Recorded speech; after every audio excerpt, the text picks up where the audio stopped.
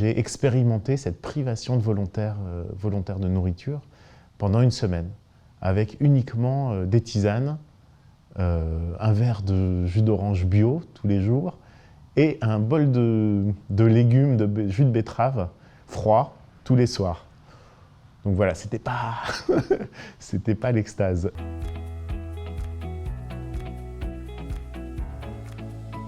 Bonjour Stéphane Bataillon. Bonjour.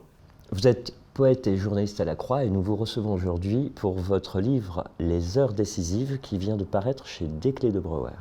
Dans tout votre livre, on suit votre quête d'équilibre et on la trouve avec vous au 3e chapitre, dans votre expérience du jeûne.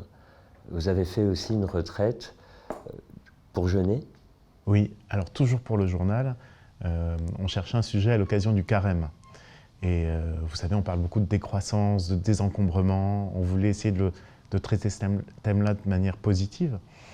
Et donc j'ai proposé, comme pour la retraite silencieuse, de partir faire une semaine de jeûne. Expérience totalement inédite pour moi, et de raconter comment ça se passait à l'intérieur, en ne sachant absolument pas quelles seraient les conséquences. Alors bizarrement, le calage de la semaine a fait que je suis parti le lendemain de mon baptême. Ce que j'ai découvert ensuite a une importance, et ce qui fait que j'ai pas profité du petit buffet que tous mes copains avaient fait pour le baptême, donc j'ai rien mangé, c'était un peu dommage, parce qu'avant de jeûner, il faut vraiment faire une descente alimentaire, il faut s'arrêter sur 2 semaines, ralentir son alimentation, sinon le choc est trop violent. Bon, donc je sortais de mon baptême et je partais pour une semaine de jeûne. Alors avec un prêtre catholique, prêtre du diocèse de Saint-Étienne, qui s'appelle le père Jean-Luc Souffeton, et qui depuis 15 ans est spécialisé en méditation et jeûne. Donc il fait des sessions, et je me suis donc retrouvé dans une nouvelle abbaye, toujours bénédictine, l'abbaye de Pradines, près de Lyon, avec 6 hommes et 11 femmes. On était un petit groupe de retraitants, alors souvent des habitués qui en avaient déjà fait. On était quelques-uns où c'était notre première expérience de jeûne. Et donc j'ai expérimenté cette privation de volontaire de nourriture pendant une semaine, avec uniquement des tisanes, un verre de jus d'orange bio tous les jours et un bol de légumes, de jus de betterave froid tous les soirs. Donc voilà, c'était pas l'extase, mais c'était ça l'expérience. Et voir ce qui allait se passer, sachant que c'était une session de jeûne chrétien, donc il y avait bien sûr les offices, on pouvait aller aux offices, et on allait aux offices qui donnaient un temps de pause, un temps de chant qui était vraiment reposant, et aussi de la méditation sur la liturgie du jour et de la discussion. Et c'est cette discussion-là aussi qui m'a fait beaucoup bouger intérieurement, parler avec ces gens, alors souvent des gens tous croyants, tous assez investis dans leur paroisse, mais qui avaient aussi, comme beaucoup de gens en ce moment, une impression de perte de sens, de désespoir face aux duretés de la vie, aux difficultés aujourd'hui d'accueillir l'étranger, qui avaient parfois des maladies ou des conflits familiaux à régler. Et donc cette semaine, c'était pour eux l'occasion de faire le point et de se désencombrer un peu aussi dans leur corps. Moi, je ne savais pas trop ce qui allait m'arriver. Alors j'ai eu quelque chose d'assez étonnant, c'est que je n'ai pas eu faim du tout.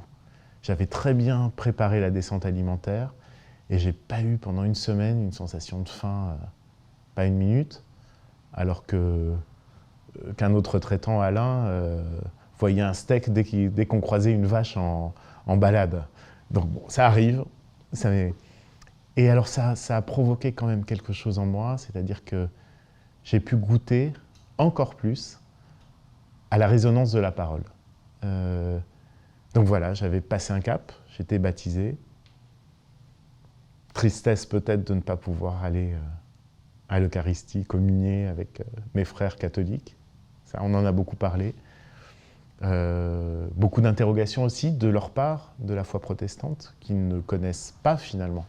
Ça m'a beaucoup étonné, dire que c'est des gens vraiment qui... où la religion le christianisme a beaucoup d'importance dans leur vie, mais voilà, ils étaient très curieux de ce qu'était le protestantisme et tout.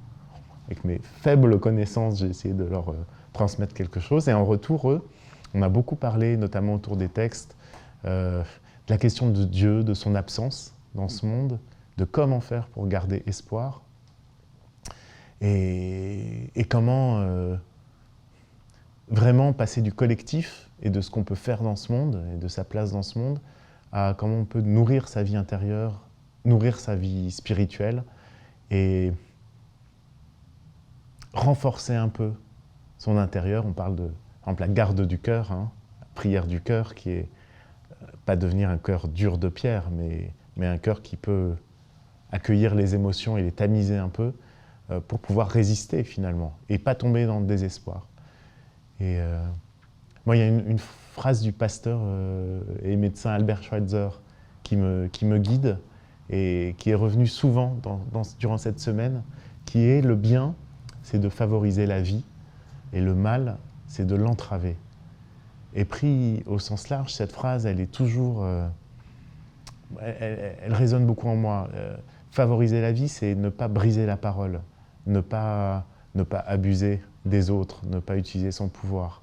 C'est laisser les choses se faire. Et ce lieu-là était vraiment propice à ça.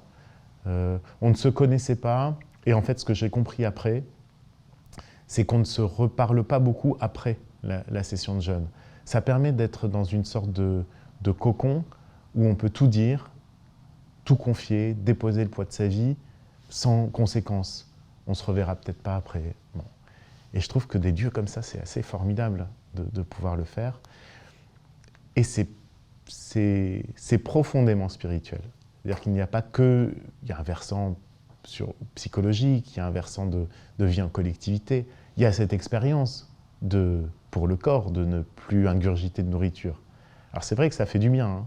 Moi j'ai perdu 10 kilos sur les 3 semaines de jeûne, enfin les 2 semaines de descente plus le jeûne. Je me suis vraiment allégé et on se sent mieux.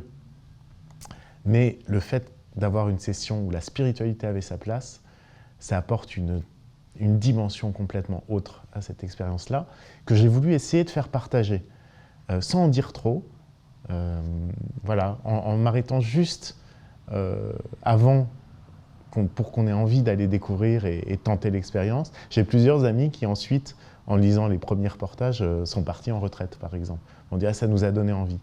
Et c'était exactement l'ambition, la petite ambition de ce livre, c'est-à-dire partager une retraite sur papier pour motiver les autres à y aller.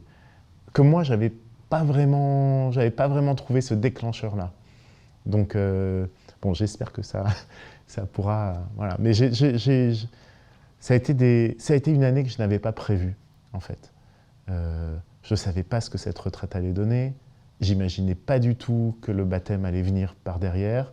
Et pareil, le jeûne, je ne savais pas le bienfait que ça allait m'apporter.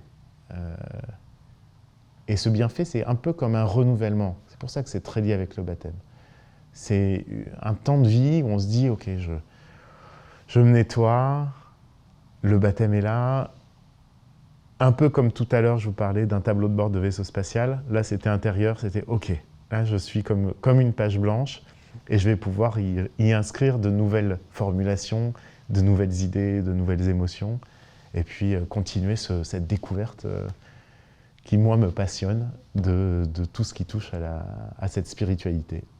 Et c'est vrai que le protestantisme, pour moi, au-delà de l'éthique, au-delà de l'épure que j'aime, c'est une permission. C'est une permission d'aller voir en soi et à l'extérieur de soi tout ce qui peut résonner en confiance et avec une chaleur, une sorte d'amitié qui vient des autres, mais qui vient aussi des textes. Dans les heures décisives, c'est l'expression du psalmiste qui donne le titre de votre ouvrage « Ma première retraite au monastère » qui vient de paraître chez Desclés de Brouwer. Vous laissez le lecteur avec une petite mission, si j'ose dire. Vous terminez sur le pouvoir des mots, la magie qu'apportent les mots dans la vie. Vous laissez volontairement le lecteur avec une mission de faire le bien par la parole? Alors, mission, je ne sais pas. En tout cas, proposition d'expérimenter pour soi-même la puissance des mots.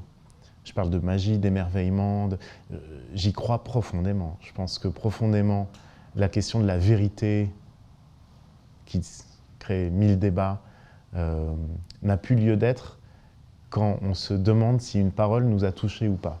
C'est-à-dire qu'une parole, quelle qu'elle soit, ça peut être un conte merveilleux, ça peut être une parabole, ça peut être une parole échangée avec les gens qu'on rencontre.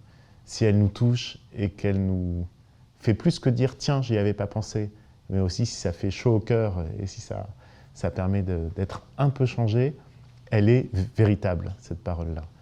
Et donc, pas une mission, mais vraiment une envie de partager ça, de dire « mais écoutez, écrivez, parlez ». Cette parole-là, elle n'est vivante que si elle circule, et ça nous change. Et ça nous change, si ça nous change, autant que ce soit vers le bien. Merci Stéphane Bataillon. On vous retrouve dans les heures décisives qu'on peut remporter en retraite. Merci beaucoup. Merci.